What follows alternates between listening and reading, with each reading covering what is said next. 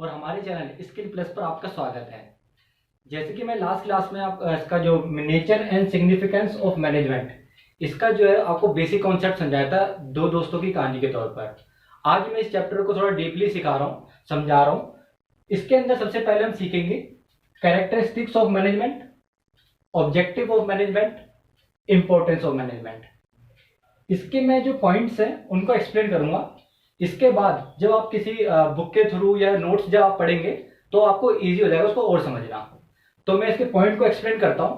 सबसे पहले हम पढ़ते हैं कैरेक्टरिस्टिक्स ऑफ मैनेजमेंट। सबसे इसका पहला पॉइंट है management is goal oriented process.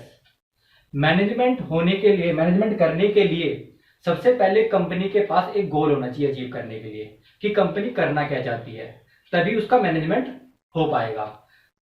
तो जैसे कि इसके जो कैरेक्टरिस्टिक्स समझ गए होंगे, management is a goal oriented process. जब कोई गोल होगा कंपनी का तो उसी को पूरा करने के लिए एक प्रोसेस चलेगा जिसमें मैनेजमेंट होता चला जाएगा। दूसरी जो इसका कैरेक्टरिस्टिक्स है वो है मैनेजमेंट इज ऑल परवेसिव।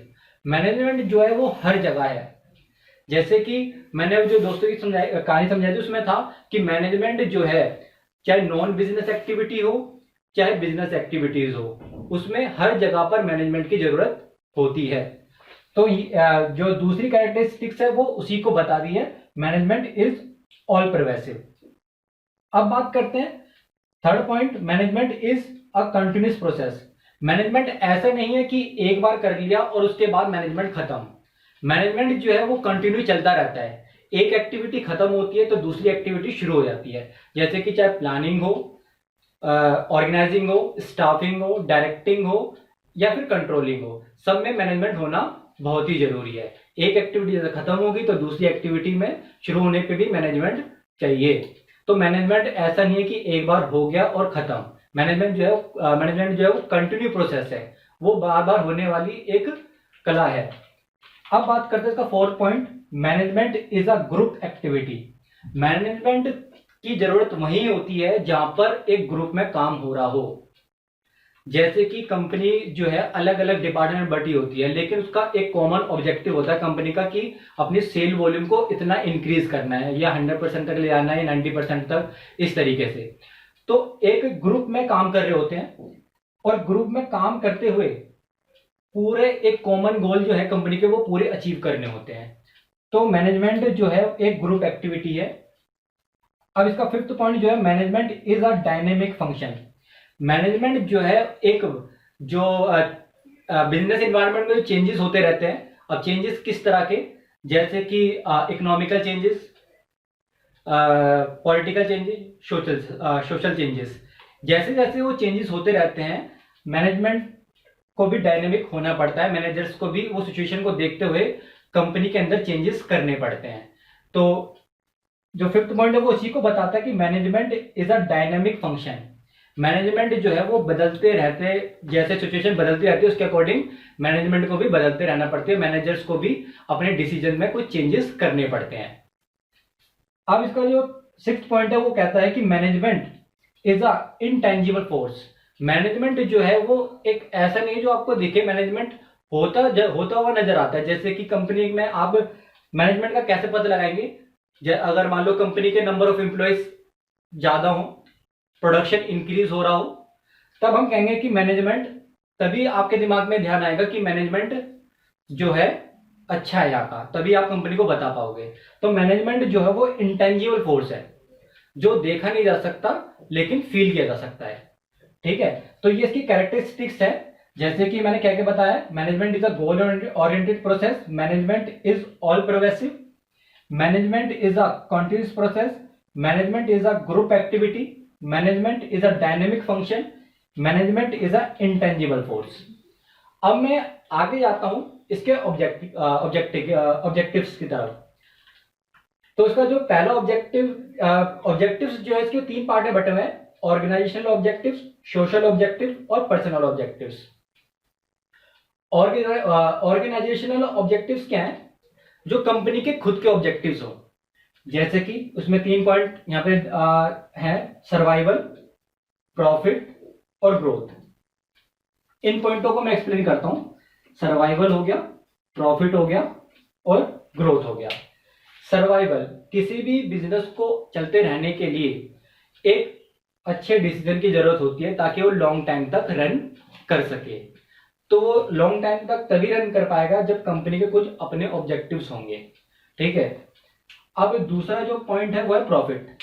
किसी भी बिजनेस को चलते रहने के लिए एक प्रॉफिट की जरूरत होती है ताकि वो अपनी जो कॉस्ट है उसको कवर कर ले।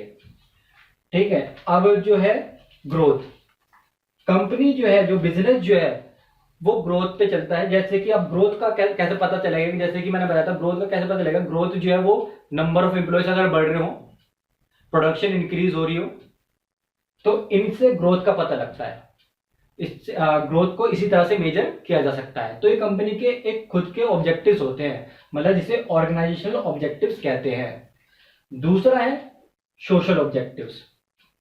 जो कंपनी का जो मैनेजर होता है उसको सिर्फ कंपनी के ऑब्जेक्टिव्स के नहीं बल्कि साथ साथ उनके साथ साथ सोशल ऑब्जेक्टिव्स को भी ध्यान में रखना पड़ता है। सोशल ऑब्जेक्टिव्स मतलब लोगों को एम्प्लॉयमेंट देना, एक इन्वायरमेंटल फ्रेंडली माहौल रखना वहां पर, और सोसाइटी के लिए मतलब जैसे कि कंपनी वालों के जैसे स्कूल, हॉस्पिटल्स, इनके बारे में भी ध्यान देना। तो ये एक सोशल ऑब्जेक्टिव्स होते हैं। अब बात करते हैं पर्सनल ऑब्जेक्टिव्स। पर्सनल ऑब्जेक्टिव्स क्या है?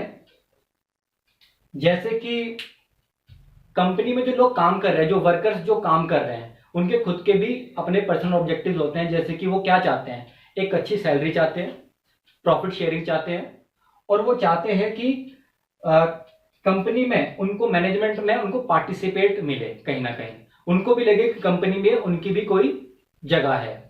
तो ये उनके खुद के अपने पर्सनल ऑब्जेक्टिव्स होते हैं। तो आई होप आप ये समझ गए होंगे कि मैनेजर्स को इन तीनों को ध्यान में रखते हुए रहना चाहिए। वो सिर्फ ये नहीं कि कंपनी के प्रॉफिट के बारे में सोचे, कंपनी के सर्वाइवल के बारे में सोचे, उसको सोशल ऑब्जेक्टिव्स का भी ध्यान रखना पड़ता है, और जो लोग काम कर रहे हैं कंपनी के अंदर तो उनके ऑब्जेक्टिव्स को भी ध्यान में रखना पड़ता है। अब मैं बात करता हूं इसके इंपॉर्टेंस की तरफ। Importance of management. अब ये क्या है? जैसे कि मैंने इसकी कैरेक्टरिस्टिक्स बताई है, उसके ऑब्जेक्टिव्स बताए हैं, इसी से रिलेट करते हुए उसके इंपॉर्टेंस है कि मैनेजमेंट की जरूरत क्यों है। अब जैसे कि इसका पहला जो पॉइंट है वो एक्सप्लेन करता है, management helps in achieving group goals. Management जो है किस चीज में हेल्प करता है? ग्रुप गोल्स के अंदर। जैसे कि कंपनी के जब एक तरीके जो खुद के जो कंपनी के जो कॉमन ऑब्जेक्टिव्स हैं, कंपनी के जो खुद के अपने पर्सनल गोल्स हैं, वो तभी पूरे होंगे जहां पर ग्रुप में काम हो रहा होगा। ठीक है। तो मैनेजमेंट की जरूरत वहां पड़ती है। दूसरा जो है मैनेजमेंट इंक्रीज एफिशिएंसी। मैनेजमेंट जो है वो एफिशिएंसी इंक्रीज करता है। जैसे कि लोगों को मोटिवेट करना ताकि जो रिसोर्सेज हैं उसका ऑप्टिमम यूज हो पाए, जिससे कि कंपनी में जो एफिशिएंसी बढ़ जाए। अब जो है इसका तीसरा पॉइंट वो है management creates a dynamic organization. Management जो है एक डायनेमिक ऑर्गेनाइजेशन क्रिएट्स करता है ताकि जो कंपनी के जो वर्कर्स हैं वो बदलते हुए वातावरण में काम कर सके। इसका मैं एग्जांपल देना चाहूंगा। जैसे कि मान लो पहले टाइपराइटर पे काम होता था, उसके बाद क्या हुआ, धीरे धीरे कंप्यूटर्स आने लग गए। तो कुछ ऐसे वर्कर्स थे जो मतलब उसके लिए उसका अगेंस्ट जा रहे थे कंप्यूटर्स पे काम करने के। उनको डर था कि उनकी नौकरियां छूट जाएगी।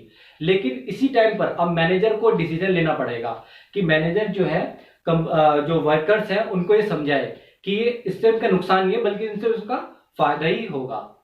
तो तभी उसको एक अच्छा मैनेजर कहा जाएगा जब वो डायनेमिक ऑर्गेनाइजेशन में एक अच्छा डिसीजन ले पाए। अब बात करते हैं management helps in achieving personal objectives. Managers जो है जैसे कि मैं बताया था कि कंपनी में जो लोग काम कर रहे हैं, जो वर्कर्स जो काम कर रहे हैं, उनके बारे में भी ध्यान उसको देना पड़ेगा। तो ये मैनेजर्स जो है इस चीज को भी ध्यान में रखता है। तो मैनेजमेंट की वहां पे भी जरूरत पड़ती है। अब है management helps in development of society. Management की जरूरत वहां भी पड़ती है जब सोसाइटी में डेवलपमेंट करना हो, जैसे स्कूल, हॉस्पिटल्स, इनके बारे में भी।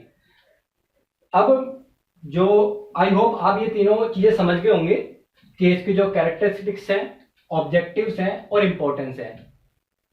अब जो है मैं अपने अगले टॉपिक की तरफ जाता हूं, जिसमें कि मैनेजमेंट के बारे में बताया गया। मैनेजमेंट आर्ट्स है, साइंस है या फिर प्रोफेशन है। तो मैं जाता हूं अपनी नेक्स्ट क्लास की तरफ।